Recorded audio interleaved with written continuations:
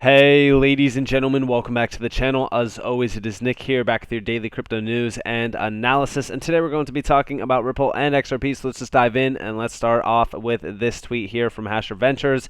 This is talking about the next up Ripple XRP case date, and although a lot of these are great to see, what we are really kind of waiting for is the Hinman documents, and I do believe that they will be coming out. We actually do see over here, if the SEC decides to file a motion for reconsideration of Judge Torres' ruling on the SEC objections regarding the Hinman documents, that would be due on October 13th. So in 2 days, we will see a major update on that. Obviously, James K. Fallon does break this fully down over here. By the way, if you guys do want to read more about this, you guys can pause the video and really kind of see what the next major dates are. I'm not going to read all of these dates, as you guys can pretty much easily find this. But we do see over here from James K. Fallon. Like I said, I'm not a lawyer. I'm not, in the law area. This is from a defense lawyer himself, which has been keeping us up to date on the XRP lawsuit, as well as Jeremy Hogan and also Johnny Deaton. Incredible individuals, all three of them. But we do see a little bit of a breakdown on the Hinman documents. I did do a video on this back in September, and this still is the biggest key to this entire case. I do think that this is what will be the key that unlocks a settlement for Ripple, or even a clear win. And we do see here, some thoughts on the next steps in the quest for the Hinman documents. The SEC has a number of procedural cards that they could play to try to further delay complying with the order to produce the Hinman documents. First, they could ask Judge Torres to reconsider her order overruling the SEC objection. Second, they could skip the motion for reconsideration and just ask her to certify an appeal for the decision she issued today. Third, they could go to the Court of Appeals directly on a petition for the writ of mandamus. As I've mentioned before, there are all low probability of success maneuvers, but if the SEC wants to delay producing the documents, they may try any or even all of these maneuvers, and that could take an additional 2 to 3 months to work out. None of these attempts at delay, however, will impact the summary judgment schedule, and we do see down here from XRP Crypto Wolf, why can't the SEC just admit that they are losing to Ripple instead of delaying the inevitable? And yeah, I do think that their plan is to delay as much as possible. I think that at some point in time, we will see a major update around this. Obviously, like I said, the Hinman documents are the biggest key to success for Ripple, in my opinion. I think that right now Ripple has the upper hand. Again, this could take 2 to 3 months from October 13th. Could we see a settlement by December? I mean, it's unlikely in my opinion. I think that we will most likely see a settlement within the 2023 timeframe. I don't want to predict a full-on, settlement date or anything like that, because listen, at the end of the day, I don't have insider knowledge. I don't have, any sort of idea on how long this process can go. But all we know is that, a settlement will most likely happen by June of 2023. And the reason why I say that is because that's Brad Garlinghouse's prediction on that. Obviously, like I said, how true is that statement? We don't know. Again, nobody really knows when a settlement will happen. It's all up to the judge, and it's all up to the next major updates around this case. But I do think that October 13th is a huge day, because at the end of the day, that is when we will most likely see a major ruling on this. And also, the reason why I bring this up is because we actually have this little speculation post over here from Happy XRP, as well as from Digital Asset Investor. Not saying it's all true, but reading through all of these tweets sure sounds familiar when you look at what's going on in the world right now. And shout out to Happy XRP. I don't even know why I don't follow them. That's crazy. But nonetheless, go check out Justin Z Go over on Twitter. But we do see final alert. It is coming fast, exactly as below stated. Buy now XRP before it's pumped to Mars. Now listen, I'm not going to say that XRP is about to go massively parabolic. In fact, we just recently seen a major pullback. So if you guys did want to jump into XRP, maybe it's time to average in a little bit. It's totally up to you guys. Do your own research. Make sure that you are understanding, what you are buying, all that kind of stuff.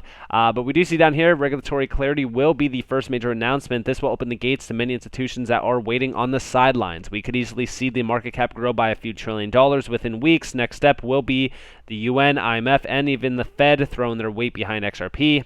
Again, this is mostly speculation, but it does kind of play into what we are seeing mostly around the market.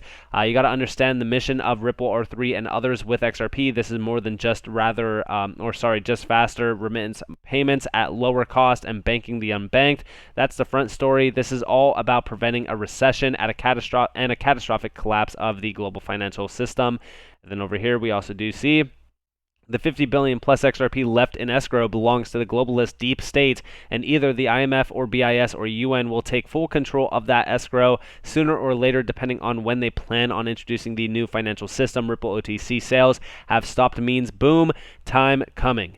Why boom time, you ask? Since Ripple won't be selling OTC, all is required now is first announcement from a globalist deep state puppet organization like the IMF or the BIS or the UN, and the herd of the outsiders who haven't been invited in on the plan will rush to purchase their XRP on exchanges. Then over here we also do see central banks cannot just print their way out of this mess. That will cause hyperinflation and speed up the demise of the global financial system. They need money and tons of it without printing, but how? Wealth creation using XRP, then stabilize it all with gold. If you disagree, fair enough, but tell me what other option there is besides wealth creation using XRP. Which other crypto is linked to banks on the scale XRP is? They can buy all the gold, and how will gold solve anything by itself? What other systems is built to solve this mess? And I do believe that when we actually look at things happening, this does kind of play into what we have been watching. We've been seeing central banks hoarding massive amounts of gold. The issue here is that, okay, well, you have gold, but what about the next area? What does gold solve? If anything, we know that gold doesn't solve everything, hence the gold standard. But if we have a gold standard with DLT systems, then everything kind of changes. Not only do we see the major efficiencies that the world needs right now, but we also see stabilization utilizing gold. This is very interesting. Let me know what you guys think down in the comments below. This is fully all speculation, though. Please do not play a part into it or anything like that, but it is definitely interesting, and I just want to hear your thoughts on that. Now, let's actually talk about a few things. So, with regulatory clarity, with regulations ushering in, and if we do see a settlement, if we do see any major update around the XRP lawsuit, I will say this. One thing's for sure about this sort of speculation here, and it's regulatory clarity.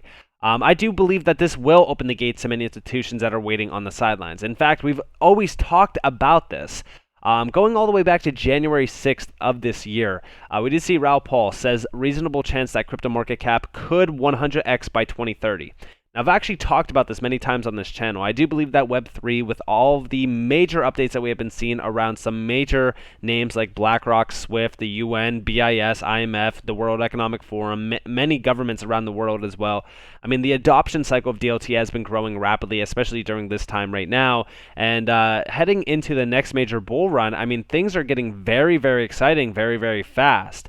And we do see, I think there's a reasonable chance of this being a $250 trillion asset class, which is a 100x from here. Now, this would be by 2030. Now, what do I think could actually not only speed this up, but also, usher in massive amounts of money to flood into crypto? Regulations. Remember, listen, the big guys are not me or, you. At the end of the day, even if you were buying with, we'll say, $10 million, $100 million, that is absolutely nothing compared to these institutions. These institutions will pump trillions of dollars into this market. I'm telling you guys, pay attention to the biggest thing around crypto. Regulations could ultimately unlock a major door.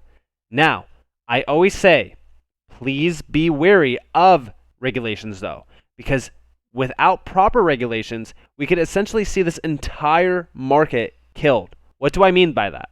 Well, we need regulations that not only help and, I would say, blossom innovation within crypto, we also need regulations that continue to prosper crypto.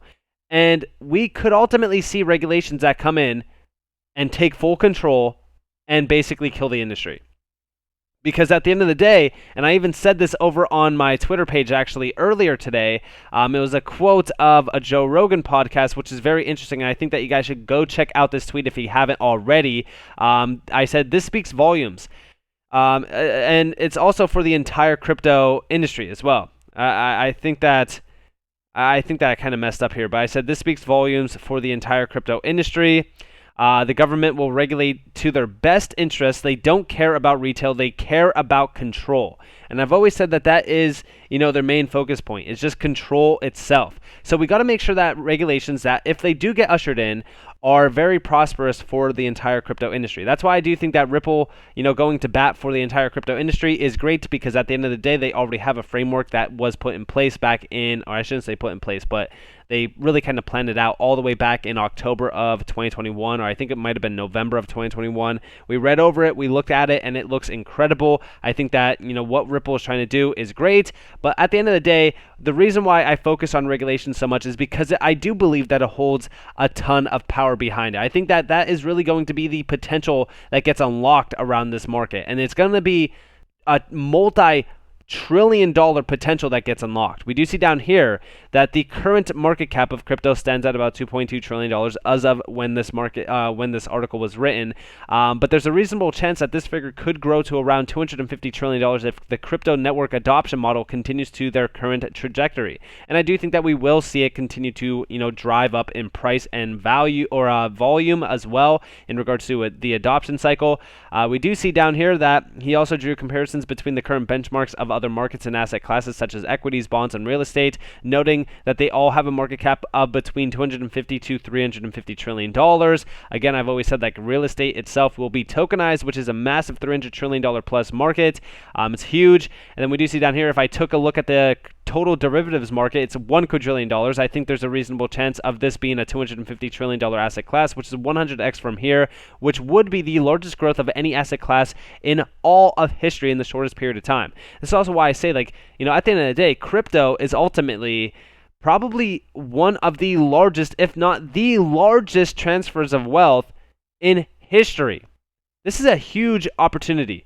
Not only is it a huge opportunity in terms of financial growth, but it's also a huge opportunity to be a part of something this large in history.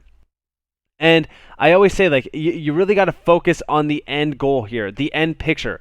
I really do believe that at the end of the day, when we look at these, lawsuits that are happening around this space, we look at the growth happening around this space, it's really kind of all leading to one end goal. And like I said, I'm not going to play into, speculation or anything like that, or any of these crazy theories, but I do think that this one actually kind of holds up pretty strong compared to what we have been seeing recently. I do think that when we look at the market cap growing by a few $1 trillion within weeks, I think that this could be that, catalyst event that does really kind of push this to some new heights. I really do think that the entire XRP lawsuit since day one has been one big catalyst event. I mean, ultimately, that's what the biggest bet on XRP actually is people buying it to not only support the technology behind it, but also to understand that, listen, once the settlement does get announced, it's end game.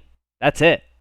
So with all of that in mind, I hope that you guys enjoyed this video. If you guys did, definitely leave a like, subscribe, turn notifications on because of more free content. You guys are more than welcome to follow me on Twitter and join the free Discord down in the description below. As it was up to you all, have a beautiful day or beautiful night wherever you guys are in this beautiful world. This has been Nick. Peace out, guys.